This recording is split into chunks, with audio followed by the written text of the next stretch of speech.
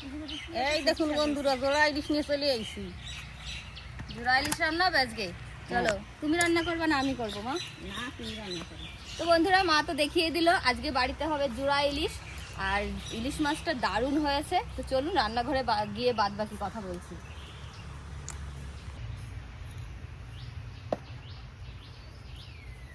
এই দেখুন চাওড়া ইলিশ, কত সুন্দর ইলিশ মাছ। পিঠটা বিশাল মোটা, দেখেছো? এই দেখুন বন্ধুরা, এই চওড়া পিঠ দেখে মাছগুলো এরকম মোটা মাছ হলে পরে বেশি খেতে স্বাদ হয়। আর এইখানে এই যে রয়েছে হচ্ছে গিয়ে কি মাছ এটা যেন মা? মায়া না মোরলা মাছ। আমি তো চেলা মাছও আছে, ওই জন্য আমি মানে কনফিউজ হয়ে যাচ্ছি কি মাছ। অনেক চেলা মাছ মা। তো এইখানে আছে বন্ধুরা একদম মিক্সড মাছ, যেরকম পুঁটি, চেলা, তারপরে মোরলা, তারপরে এই দেখুন চাদা, এই দেখুন চাদা মাছ আছে। এরকম মিক্সড মাছ দিয়ে হবে হচ্ছে কি একটা শাকের রেসিপি। সেটা হচ্ছে কি আমাদের মাঠেরই পাট শাক। আর আগের দিন আপনাদের সঙ্গে শেয়ার করেছিলাম পাট শাক ভাজা, আর আজ হবে হচ্ছে গিয়ে পাট শাকের তরকারি, ছোট মাছ দিয়ে করব। আর সাথে থাকবে এই জুড়া ইলিশের হচ্ছে গিয়ে বেগুন দিয়ে সর্ষে পোস্ত দিয়ে কাঁচা ইলিশের রেসিপি। তো কিভাবে কি রান্না করি দেখতে থাকুন। মা মেয়ে মিলে আজকে রান্না করব। আর এই যে খালি পাত্র নিয়ে বসে রয়েছি, এটা নিয়ে চলে যাবো আমাদের গাছের বেগুন তুলতে। আপনাদের দাদা ভাই গাছ লাগিয়েছে। এখন যা বেগুনের দাম, বাড়িতে এরকম কয়েকটা গাছ হলে আর বেগুন কেনার কাছে যাওয়া লাগে না। তো চলুন বেগুন তুলে নিয়ে আসি আগে, তারপরে মা মাঠে যাবে শাক তুলতে। তো বন্ধুরা চলে এসেছি বাড়ির ক্ষেতে। আমাদের ঘরের উঠোনের সামনেই হচ্ছে কি ক্ষেত। এই দেখুন আপনাদের দাদা ভাই লাগিয়েছে ভেন্ডি গাছ। আর ভেন্ডিগুলো কি দারুণ হয়েছে দেখুন।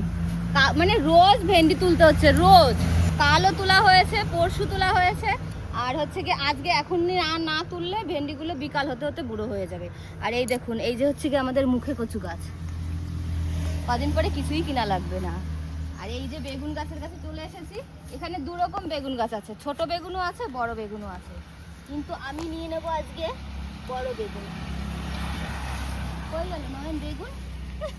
এইখানে একটা দেখলাম দূর থেকে, এই দেখুন। এই যে হচ্ছে কি মাকড়া বেগুন। এই দেখুন বন্ধুরা, এরকম বড় বড় বেগুন নিয়ে নেব। বেগুনগুলো এত নিচে হয়ে রয়েছে মানে খুঁজে পাওয়া যাচ্ছে না। যা, একটা ডাল ছিঁড়ে গেল। এই যে আরেকটা।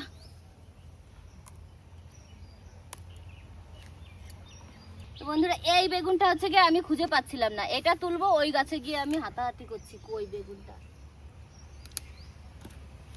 এখানে হলো 4টে পেয়ে গেলাম। অনেক বেগুন পেয়ে গেছি।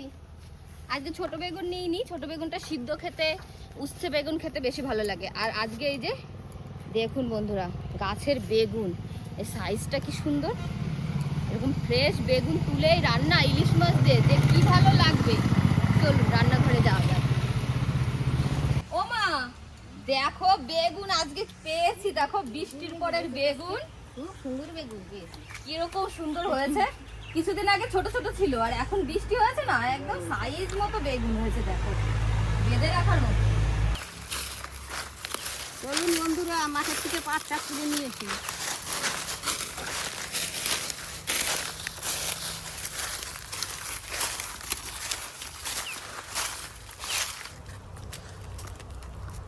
সুন্দর পাট শাক, সুন্দর পাট শাক।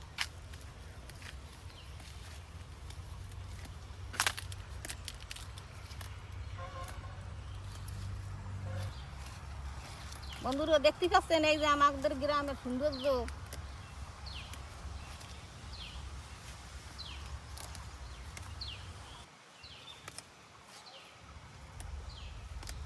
বন্ধুরা রান্না করে চলে যাবো। অনেক শাক তুলে ফেলেছি, অনেকগুলো।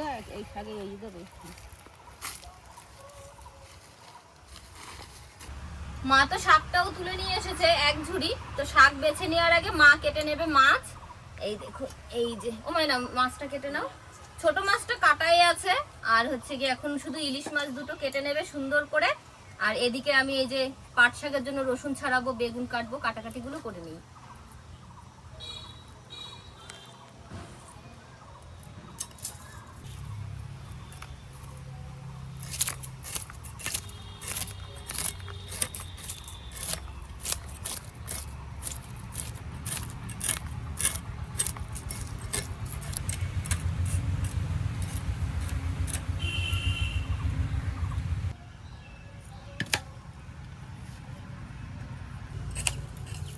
আমাদের জমির রসুন, ওই জন্য এর কোয়াগুলো হয়েছে ছোট ছোট, পুষ্ট হয়নি, দানাগুলো একদম ছোট ছোট।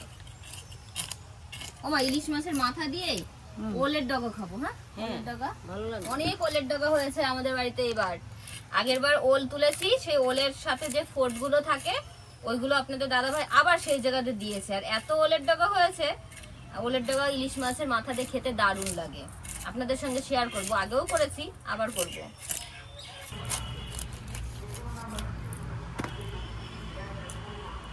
সবাই বলে ইলিশ মাছ কাটতে বেশি মজা, তোমার কাছে কি মজা? আমার ওদেরও মজা লাগে। তোমার কাছে মজা লাগে? হ্যাঁ, এবার পিস করে ফেলো।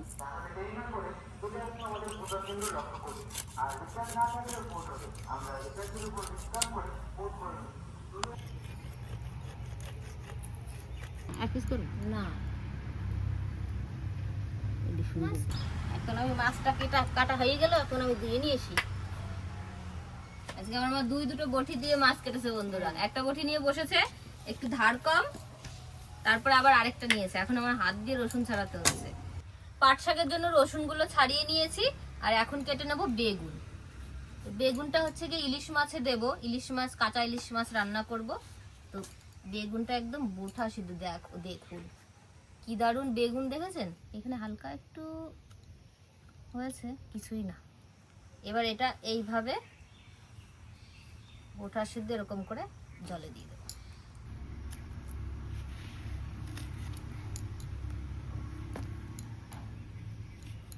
তিন মাসের জন্য আমি এই শ্বশুরা এখন বেটে নিচ্ছি, আর হলো পোস্ত, দুইটা একসঙ্গে বেটে নিচ্ছি।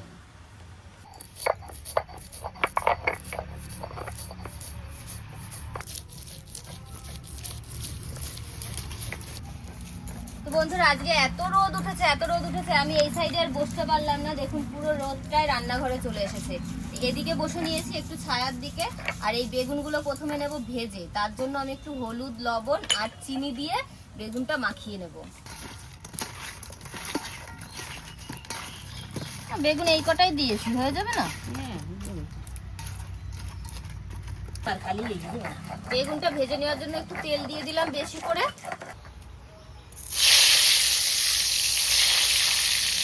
এই যে বেগুন ছেড়ে দিলাম তেলের মধ্যে, দুবারে বেগুনগুলো ভেজে সুন্দর করে লাল লাল করে ভেজে নেব।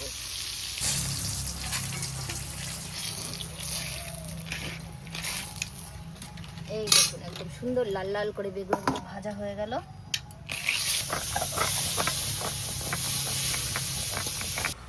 এই বেগুনগুলো ভেজে নিয়েছি, এবার এই ভাজা তেলে আমি ছোট মাছটাও ভেজে তুলে রাখবো। তারপরে আগে ইলিশ মাছের রেসিপিটা করব, পরে গিয়ে শাকের তরকারিটা করব। আমাদের শাক এখনো কাটা হয়নি, ওই জন্য আগে মাছের রেসিপিটা করে নিই, ইলিশ মাছের, তারপরে। আর এই যে এখন এই যে মাছ, দেখুন মাছগুলো খুব ভালো, বলো মা?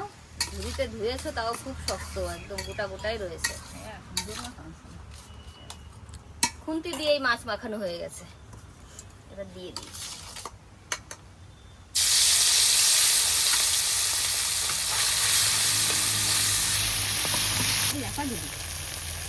আটা দেখি এর মধ্যে চটকানো যায়। এই যে ইলিশ মাছের জন্য সর্ষে আর পোস্ত বেটে নেওয়া হয়েছে, তো এটা আমি এখন ছেঁকে নেব। এই সর্ষের যদি খোসাটা ফেলে দেওয়া হয় না, তাহলে পেটের সমস্যাটা কম হয়, গ্যাসটা হয় না। আর যেহেতু আমার শাশুড়ি মায়ের এখন বয়স হয়েছে, তো গ্যাসের সমস্যাও এখন বেশি হয়, ওই কারণে আমি এখন ছেঁকেই রান্না করব। বড় ছেঁকনিতে দিয়ে দিয়েছি।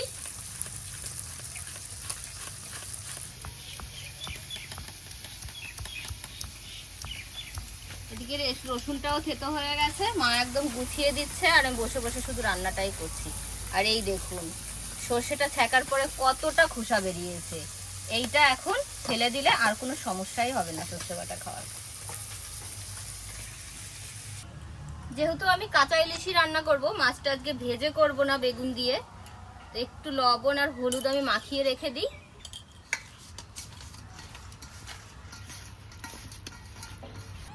এই যে এখন দিয়ে দেবো হচ্ছে কি কড়াইতে তেল মাছের জন্য। ফোড়নে দেব 2-3টে শুকনো লঙ্কা, আর দেবো কিছুটা কালো জিরে, দেবো একটু লঙ্কার গুঁড়ো, একটু হলুদ। এইবার দিয়ে দেবো এখানে এই যে সর্ষে পোস্ত বাটা, আলাদা করে মা কাঁচা লঙ্কা বেটে রেখেছে, কাঁচা লঙ্কাটা দিয়ে দিলাম। আগে অল্প করে দিই, যেহেতু আমি লঙ্কার গুঁড়ো দিয়েছি, একটু টেস্ট করে দেখবো, যদি লাগে তারপরে আবার একটু লঙ্কা বাটা দিয়ে দেবো। এখন দিয়ে দেবো স্বাদ অনুযায়ী একটু লবণ, যেহেতু মাছে আছে আর একটু বেগুন ভাজাতেও আছে লবণ, সেইভাবে দিতে হবে পরিমাণটা। আর একটু হালকা করে চিনি,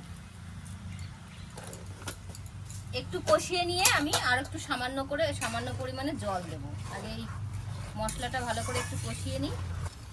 এই যে মশলাটায় জাল উঠে গেছে, এখন আমি আরেকটু জল দিয়ে দিচ্ছি। যেহেতু কাঁচা মাছ একটু সিদ্ধ হতে সময় লাগবে, এই জন্য জলটাও একটু বেশি লাগবে।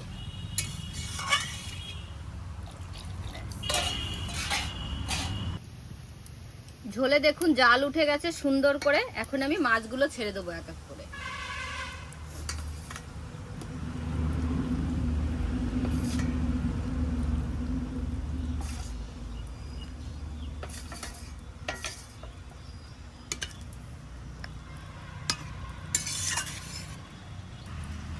মাছটা দেওয়ার পরে এবার দিয়ে দেবো ঢাকা।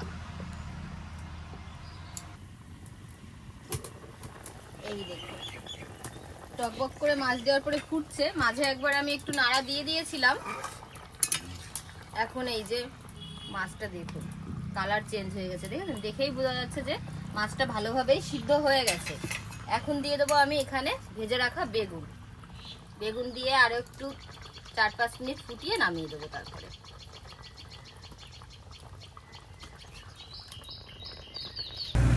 এই দেখুন বেগুনটা দিয়ে একটু মিশিয়ে দিলাম ঝোলের সঙ্গে। এবার ভালো করে টকবক করে ফুটিয়ে নেব।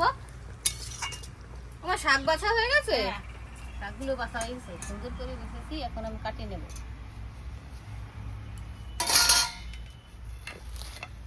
আবার একটু ঢাকা দিয়ে দিই।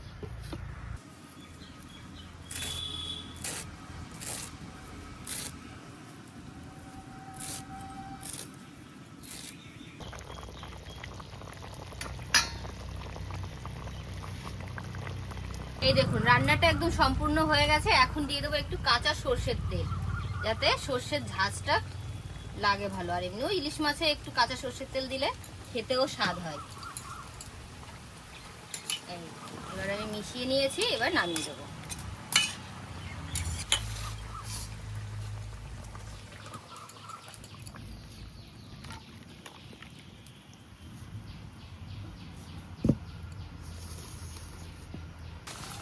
এই দেখুন মা পাট শাকটাও কেটে দিয়েছে। এবার রান্না করব পাট শাকের তরকারি। তার জন্য তেল দিয়ে দিই কড়াইতে।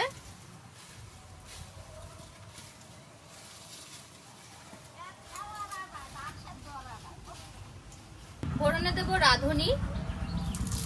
পাট শাকটা রান্না করলে আপনারাও রাঁধুনিটাই ফোড়ন দেবেন, বেশি খেতে টেস্ট হবে। আর এই যে রসুন থেতো করে।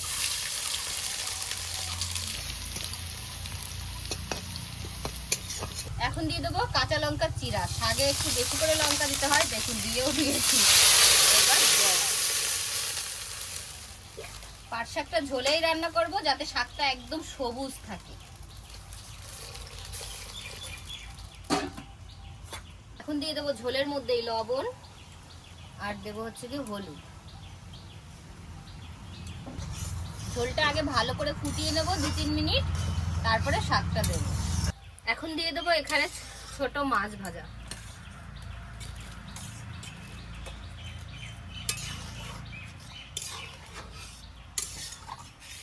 এই যে ঝোলটা ভালো করে ফুটিয়ে নিয়েছি। এখন আমি শাক দিয়ে দেবো।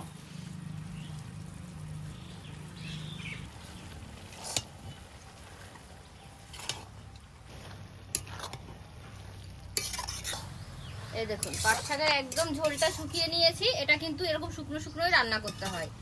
তো এবার নামিয়ে দেবো।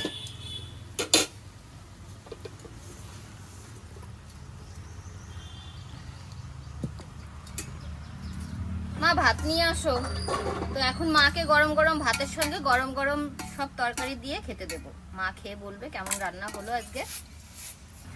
এদিকে মা খেতে বসে গেছে, তো এখন আমি দিয়ে দিই খেতে, খেয়ে বলুক শাক রান্নাটা কেমন হয়েছে। দেখো তোমার ছোট মাছ দিয়ে ভালো তো হবে। লঙ্কা দিই।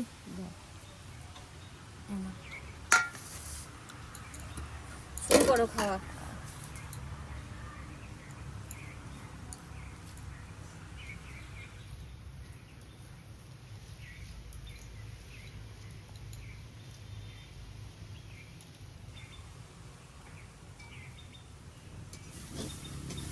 ঠিক আছে, শাক বলেছে।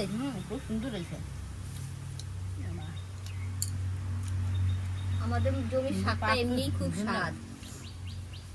স্বাদ হওয়ার কারণ আছে বন্ধুরা, পাটটা লাগানোর পরে একটুও কোনো সার দেয়নি। কেন বলুন তো? যেহেতু কিছুদিন আগে পেঁয়াজ উঠেছে, আর পেঁয়াজ উঠার পরেই পাটটা লাগায়, তো পেঁয়াজে প্রচুর সার দেওয়া হয়, আর সেই সারেই পাটটা হয়ে যায়। এই জন্য এখন আবার এই নগদ নগদ সার না দেওয়া হওয়ার জন্যই শাকটার স্বাদটা বেশি আমাদের। বন্ধুরা সুন্দর হয়েছে, এরকম করে রান্না করে খাবেন আপনারা। এই যে মায়ের এখন খাওয়া হয়ে গেছে, এখন দিয়ে দেবো সর্ষে বাটা কাঁচা ইলিশের, আর দেবো এক পিস বেগুন।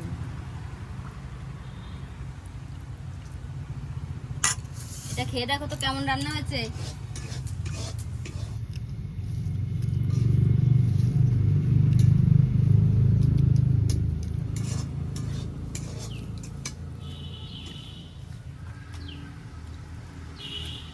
এটা আরো সুন্দর হয়েছে, অমৃতর মতন হয়েছে, সুন্দর হয়েছে। এত টেস্ট হয়েছে। ইলিশ মাছটা দেখো তোমার কেমন ভালো লাগছে। টেস্ট কেমন আছে। একদম কাঁচা ইলিশ, নরম, বলো গন্ধ আছে ইলিশ মাছের। Heavy taste. যাক, মায়ের তো দুটো রেসিপি খেয়ে ভালো লেগেছে। আর ইলিশ মাছ, কাঁচা ইলিশ মাছটা কি করে বেগুন দিয়ে রান্না করলাম সেটাও আপনাদের সঙ্গে শেয়ার করলাম, আর মোরলা মাছের রেসিপিটাও শেয়ার করলাম। তো দুটোই আপনারা অবশ্যই বাড়িতে করে খাবেন, আশা করি খুব ভালো লাগবে। তো আজকের মতো রান্নাগুলো কেমন লাগলো অবশ্যই বন্ধুরা কমেন্ট করে বলবেন। আর এখন এরকম ইলিশ মাছ সচরাচর সবসময় বাজারে পাওয়া যাবে, আর কিছুদিন পরে আরো বেশি পাওয়া যাবে। কদিন পরে তো কাঁচা ইলিশ পাওয়া যাবে। যখনই বর্ষা শুরু হবে বাড়িতে সবসময় কাঁচা ইলিশ থাকবে আমাদের। মাছগুলো ছোট হলেও কাঁচা ইলিশের স্বাদটা খুব ভালো লাগে খেতে। তো যাই হোক, আর এইভাবেই বন্ধুরা ভালোবাসা দেবেন আর আমার পাশে থাকবেন অবশ্যই। আর আপনারা সবাই সুস্থ থাকবেন, সাবধানে থাকবেন।